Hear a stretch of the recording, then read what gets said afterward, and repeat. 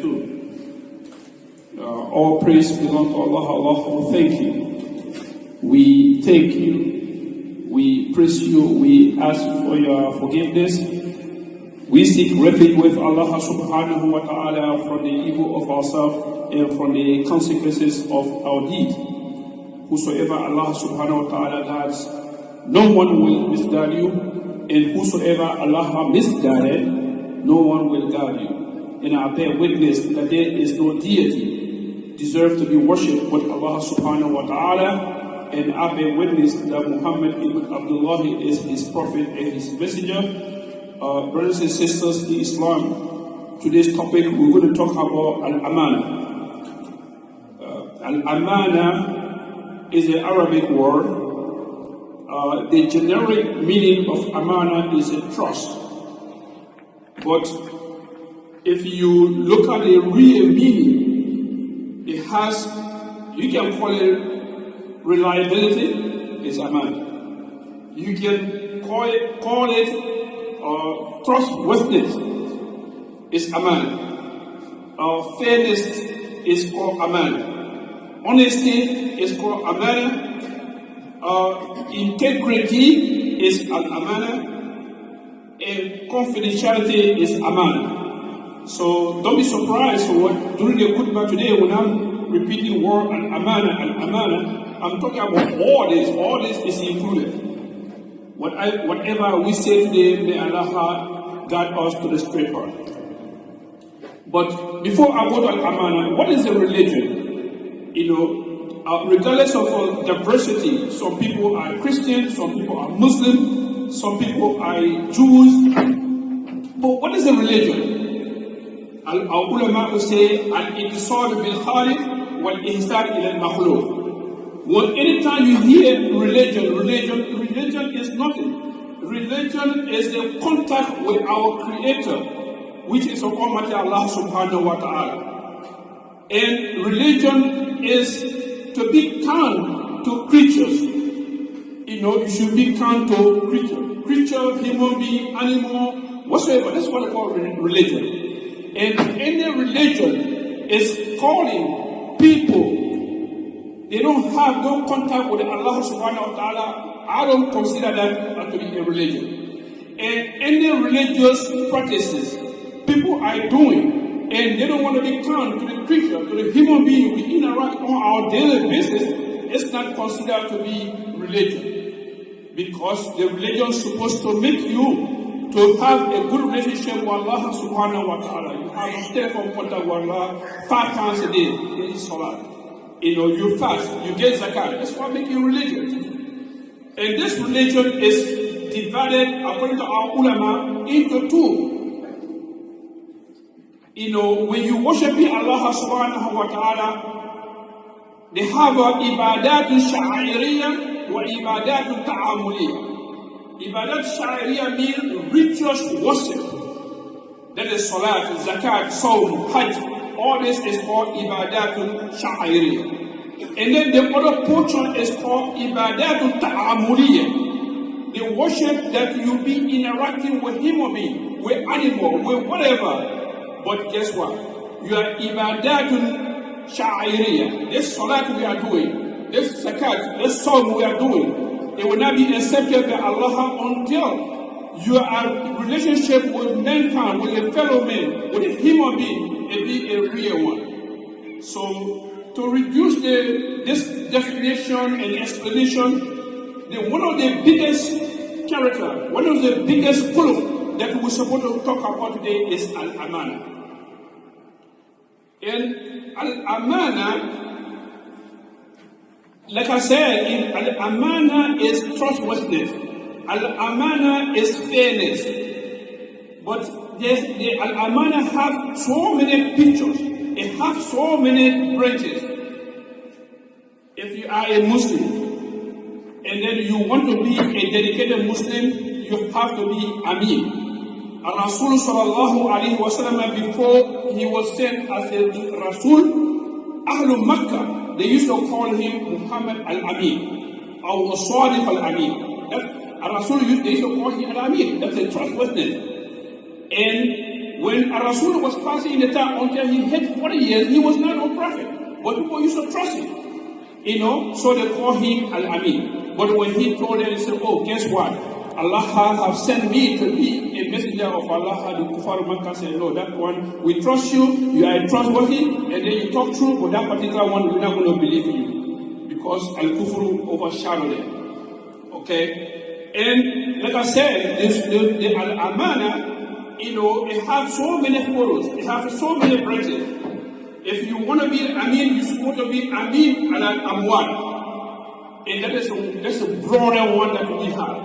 When they say Muhammad is trustworthy, Muhammad is Amin, we first thing will come in our mind that Muhammad, if he gave you the money to keep it for you, anytime you're ready, he will give back to you. That's what we have. And that is a broader one. And then that's granted. Okay? And then when you give something, okay, you know what, I'm traveling to Africa, I'm going to Europe, please, this is my property, take good care of it. And then the person who is taking care of that one, we call that one Al-Amin. Okay? But Al-Amaanah, it can go to Al-Amin al-Aqwal. And that is the bigger one that we have in our midst today. We have a cell phone, we have a Facebook, we have an Instagram, we have a whatever name, Some people have the habit that any transaction, any talking between them and their fellow men, or their brothers or their sisters, they take that to another people. That is not Amaanah. If someone talks to you on the phone, two of you, and then you move from behind that person and you go take that talk and go give to somebody else without his permission, then that means you have betrayed an Amaanah. And this can be between a husband and wife. You as a woman out there, if you and your husband have a conversation, whatever your talk between you, it should remain between you. And one of the characteristics of the human being, you have to keep secret. Whatever you and your husband talk, keep it to yourself. Unless when he gives you permission, okay, you know what, you can go tell the people. And then if you talk between you and your wife too, the same thing. You and whosoever, even Rasul said, Al-Amaanah bil majalis. Even if you go sit down in a gathering, and then you and someone talk between two of you, and then you take that statement and carry it to some people, that is a khiyanat al-Amaanah. You're not supposed to do that. Okay? And then the third one, al-Bay' wa shira. One of the Amaanah is when you transacting business, sell, buy between people. If you are a good Muslim and your transaction with people is a good one, so that means you become Amin. And Islam spread to West Africa, to Indonesia, to Timbuktu, to West Africa, most of the places, not because they were preaching to people, no. And Islam went to particularly West Africa, from Timbuktu, Sub-Saharan Africa, through the Arab traders, Arab business people that went there. The way they were interacting with people, it made the people fall in love with Islam. No Arab person or no Muslims waged war to West Africa to go fight our people before we converted to Islam. No way. Historically, go check there. There is nothing like that. But because our forefathers, our ancestors, they saw these Arab business people, they are interacting nicely, then the people fell in love and they became a Muslim. So your transaction with people, they can make people to fall in love and then they will become a Muslim. So you have to try to your relationship with people to be a genuine one. Having said that, I have come to the first break. بارك الله لي ولكم في القرآن الكريم وفي سنة نبيه المطهرة وجعلني وإياكم ممن يستمعون القول فيتبعون أحسنه. أقول ما سمعت واستغفر الله لي ولكم ولسائر المسلمين والمسلمات من كل ذنب فاستغفروه إنه هو الغفور الرحيم.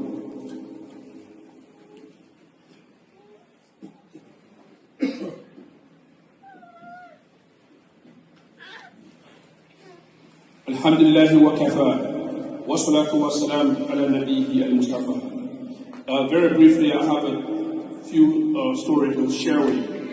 Rasul sallallahu alaihi wasallam, when he conquered Makkah, Fathu Makkah, he came, he was so humble, he didn't come showing his shoulder, but Rasul went straight to the Al-Kaaba. And then he asked for the key of the car. And then there's a gentleman over there, he from the family, from their immemorial, this tribe, this family, they are the one that keeping the key of the car. So Rasul told he gave me the key of the car. So I said, no, I can't give it to you. Who are you? I'm not a Muslim, so you can't just come and because we have the power today, then you want to get the key. I'm not giving the key to you. So when the Rasul insisted, this man decided to run. So Rasul told Ali ibn Abi Talib, go get a key for him. So when they grabbed him, they took the key for him. And then when they took the key for him, Rasul went in the Kaaba and he prayed to Raka and he thanked Allah for Fatih Makkah. But guess what? Before Rasul leave inside the Kaaba, Allah sent Jibril. Inna Allah ya'murukum an tu'addu al-amanat ila ahliha. Rasul, don't never you do that. From day immemorial, from Sayyidina Ismail time up to now, this family, this tribe, they are the one that keeping the key of the Kaaba. So give back the key to him. So Rasul said, where is this gentleman? Where is he? So they went, they brought him. So Rasul took the key and gave it back to him. So when Rasul gave me the key, Rasul told him, so please forgive me for taking the key from you forcibly. So based on that, from now on, I'm announcing to the Muslim Jama'ah, nobody have a right to the key of Kaaba, only this family. And nobody will take the key from him, from them, only the Kufar. From that time up to tomorrow morning, the people, that family that keep the key of Kaaba is in the hand of that family. That shows what kind of Islam that we have. And this kind of message, Ashhadu an la ilaha illallah wa anna Muhammad Rasulullah. He said, okay, from now, I believe that you are real true prophet. So I will believe and I bear witness that there is no God but Allah, but I bear witness that Muhammad is his messenger. And then the second story, just to close this khutbah for today, Umar bin Khattab, it was part of his duty as a leader, as a Khalifa, as Amir al-Mu'mineen. Every night, the portion of the night he used to sleep used to be very little. So one night he was patrolling Medina, and then their houses was not like our house nowadays. So Umar bin Khattab overheard the woman telling his her daughter to mix the milk with water, so it will be too much, so they can go sell and make more money. So Umar bin Khattab overheard that woman. Umar bin Khattab, the woman said, please put the more water there. Then the daughter said, no, we're not supposed to put the water there. If we put water there, that means we betray in Amaanah. We're not supposed to do that. So the woman said, look, the girl said, oh, mommy, the Amir al-Mu'mineen said that we should not betray people. And that is a criminal act. And then the mom said, don't worry about that one. The Amir al-Mu'mineen is not looking at you here. So Umar bin Khattab went to his house, and then the following day he asked, who are those who live in that particular house? So they told Umar that, oh yeah, that is a so family. And then he asked for the family, and then they told him the family name, and then he said, okay, so long this family, I think this girl, is married? So the people said, no, the girl is not married. So Umar bin Khattab walked to the family and he told the woman, please, can you give me your daughter for marriage for my son? His name, Umar's son name is Asim. So he said, yes, no problem. You are Amir al-Mu'mineen. So, but the woman doesn't know why Umar did that. So later, after they get married, that girl and the Umar's son, they have a daughter. And daughter gave a birth to a child, which is called Umar bin Abdul Aziz, who is a powerful Khalifa in the Islam Sunnah. So all that one sent to us a message that we have to be honest, because this woman wanted to get more money, but she just wanted to get the money regardless of the Amaanah. And this is exactly what we're doing right now. Some people, when they're selling real oil, Tomagi oil, they will mix it with all kind of things. Some people, when they're selling honey, they will put a bunch of sugar inside, so the people will buy it and they will get a lot of money. That is not an Amaanah. We have not supposed to do that. Having said that, I've come to the end of the khutbah today. This is a long, story, but we have a multiple story after that. But inshallah, if Allah spare our life, we're going to talk about that another khutbah. Allahumma inni da'in fa'aminu. Allahumma la tad'a lana fi maqamina hadha dhanban illa ghafartahu, wa la hamman illa farajtahu, wa la daynan illa qadaytahu. Allahumma aghfir lana wa li ikhwanina allazina sabaquna bil iman. ولا تجعل في قلوبنا غلا للذين آمنوا ربنا إنك رؤوف رحيم وقوموا إلى صلاتكم يرحمني ويرحمكم الله.